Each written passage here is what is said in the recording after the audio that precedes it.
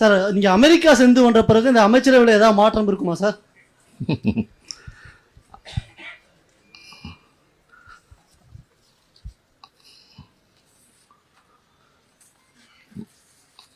மாறுதல் ஒன்றுதான், மாறாதது. Sir wait and see. அரசு பயணமாக நான் அமெரிக்கா செல்கிறேன். தமிழ்நாட்டுக்கான தொழில் முதலீடுகளை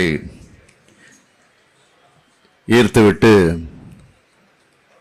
வருகிற செப்டம்பர் 14 அன்று திரும்பி வருகிற மாதிரி என்னுடைய பயணம் திட்டமிடப்பட்டிருக்கு. முதலீடுகளை ஈர்க்க இது போன்ற பயணங்களை நான் தொடர்ந்து மேற்கொண்டு வருகிறேன் என்பது உங்கள் அனைவருக்கும் நன்றாக தெரியும். ஏற்கனவே ஐக்கிய அரபு அமீரகம், சிங்கப்பூர், ஜப்பான், ஸ்பெயின் ஆகிய நாடுகளுக்கு நான் பயணங்கள் மேற்கொண்டதன் மூலமாக தமிழ்நாட்டுக்கு பல்வேறு முதலீடுகள் வந்திருக்கிறது.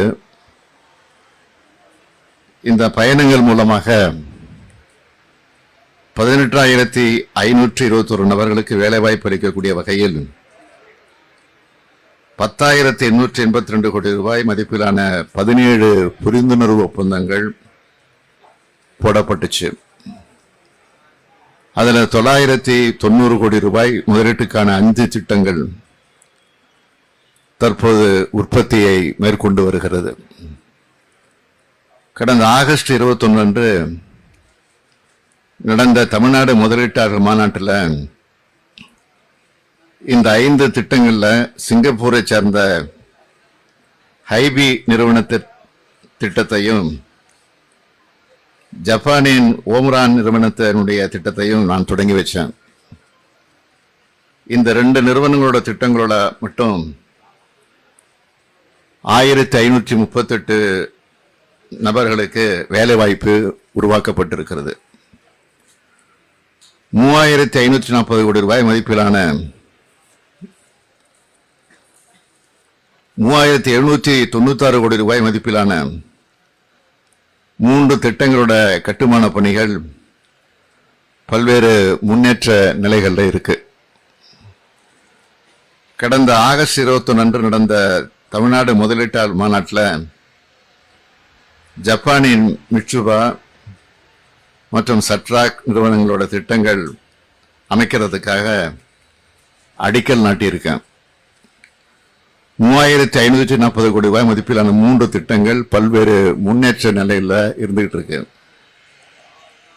438 கோடி ரூபாய் மதிப்பிலான 2 விரிவாக்க திட்டங்கள் விரைவில் செயல்படுத்தப்படக்கூடிய நிலையை அடைந்திருக்கு. 2,100 கோடி ரூபாய் மதிப்பிலான 4 திட்டங்களை பொறுத்த வரைக்கும் அந்தந்த நிறுவனங்களோட தொழில் முதலீட்டு சூழல் காரணமா சிறிய தாமதம் ஏற்பட்டிருக்கிறது. நாங்கள் கையெழுத்திட்ட ஒப்பந்தங்கள் அனைத்தும் துரிதமான நிலையில் செயல்படுத்தப்பட்டு வருதுன்னு ஆதாரபூர்வமா சுட்டி காட்டத்தான் இதெல்லாம் நான் விரிவாக இங்கே குறிப்பிட்டேன். அதனாலதான் இது போன்ற பயணங்கள் மிக மிக முக்கியமானவை. நமது திராவிட மாடல் அரசு ஆட்சி பொறுப்பேற்ற பிறகு இந்த 3 ஆண்டு காலத்தில் இதுவரை 872 புரிந்துணர்வு ஒப்பந்தங்கள் கையெழுத்தாகி இருக்கு. இதோட மொத்த மதிப்பு 9,99,093 கோடி ரூபாய். இது மூலமா 18,89,234 நபர்களுக்கு வேலை வாய்ப்பு கிடைக்கும்.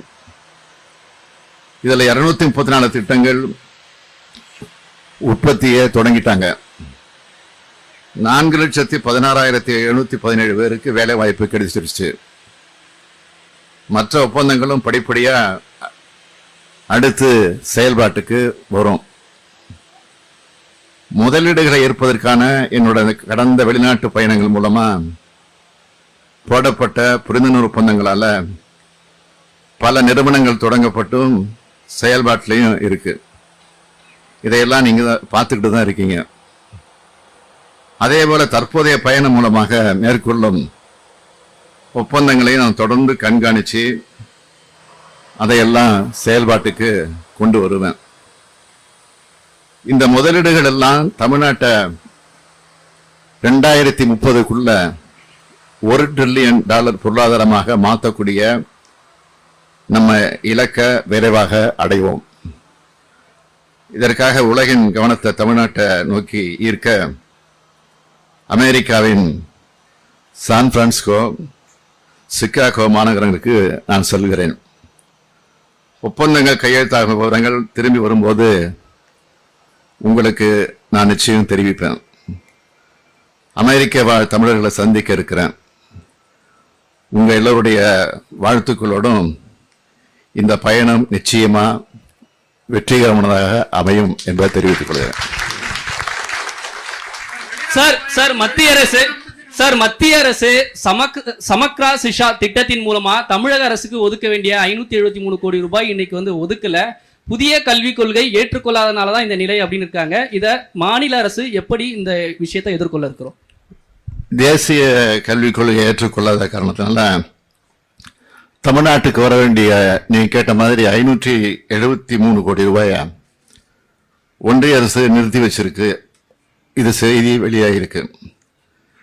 பள்ளி கல்வித்துறையில் தமிழ்நாட்டுக்கான நிதியில உடனடியாக ஒன்றிய அரசு விடுவிக்க வேண்டும். இது தொடர்பாக ஏற்கனவே கழக நாடாளுமன்ற உறுப்பினர்கள்லாம் நாடாளுமன்றத்திலையும் பேசியிருக்கிறாங்க, சம்பந்தப்பட்ட அமைச்சர்களையும் சந்திச்சு நேரடியாக சொல்லியிருக்கிறாங்க. நானும் இன்னைக்கு கடிதம் எழுதியிருக்கிறேன், தொடர்ந்து வலியுறுத்தும். சார் நீங்க அமெரிக்கா சென்று வந்த பிறகு இந்த அமைச்சரவையில் ஏதாவது மாற்றம் இருக்குமா சார்?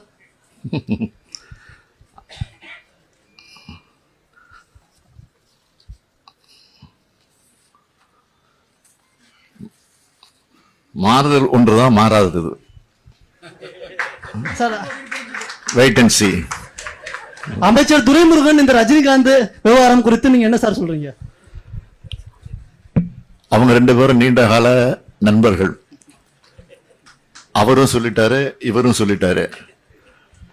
அத நீங்க அவர் சொன்ன மாதிரி நகைச்சுவையாக எடுத்துக்கணுமே தவிர நீங்க கருதுற மாதிரி பகைச்சுவையாக எடுத்துக்க கூடாது. அதுதான் அவர் சொன்னதான் நான் திருப்பி சொல்றேன். சார், இந்த அமெரிக்க பயணத்துல குறிப்பிட்ட இலக்க முதலீடுகளா நிர்ணயித்து இந்த பயணம் மேற்கொள்றீங்களா? அது ஒண்ணு. இன்னொன்னு, 43 ஆண்டுகளுக்கு பிறகு முன்னாள் முதலமைச்சர் சிகாகோ மாநாட்டில் தமிழர்களை சந்திச்சு பேசினார். 43 வருஷம் கழிச்சு நீங்களும் அங்க தமிழர்களை சந்திச்சு பேச இருக்கீங்க. அது எத்தகைய மகிழ்ச்சியை உங்களுக்கு தருது? போற காரியம் நிச்சயமாக வெற்றியடையும் நம்பிக்கை எனக்கு இருக்கு. முதலீட்டாளர்கள் பொறுத்தவரை போட்டி போட்டுக்கொண்டு என்னை சந்திக்கணும், தமிழ்நாட்டுக்கு நாங்கள் அதை செய்ய போகிறோம் இதை செய்ய போகிறோன்னு அவங்க டைம் கேட்டிருக்கிறாங்க.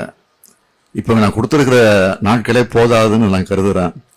அந்த அளவுக்கு போட்டி போட்டுக்கொண்டு ஆர்வத்தோட இந்தியாவிலே தமிழ்நாடு தான் இன்னைக்கு முதலிடத்தில் இருக்கு தொழில் முதலீட்டில்.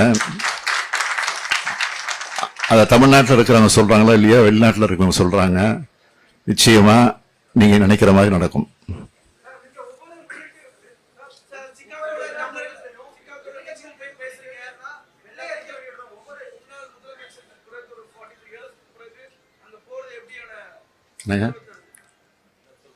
முதலீட்டை ஈர்ப்பதற்காக மகிழ்ச்சியோட போறேன், உறுதியோட போறேன்.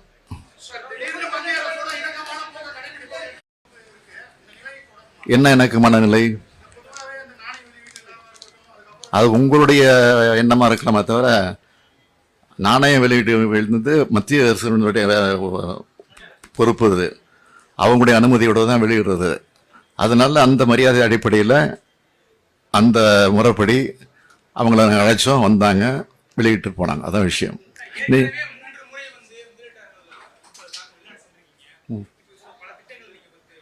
அதான் அந்த அதில் என்னென்ன லாபம், என்னென்ன முதலீடு ஈர்த்திருக்கிறோங்கிறத சொல்லியிருக்கோம், எத்தனை பேருக்கு வேலை கொடுத்துருக்கோன்னு சொல்லியிருக்கிறோம். அதே மாதிரி இன்னும் என்னென்ன நடந்துகிட்டு இருக்குன்னு சொல்கிறோம். இப்போ என்னென்ன பணிகள் நடந்துட்டு இருக்குன்னு தெளிவாக சொன்னேன் உங்கள்கிட்ட. என்னங்க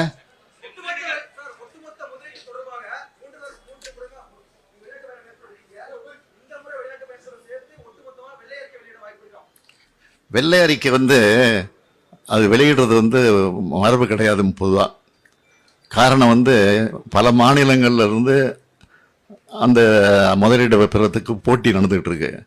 அதனால அதை விரும்ப மாட்டாங்க. ஆனா முதலீடு முழுமையா வந்ததுக்கு பிறகு நாங்கள் வெளியிடுறோம். நிச்சயமா அறகுறையா சொல்லிட்டு இருக்க முடியாது.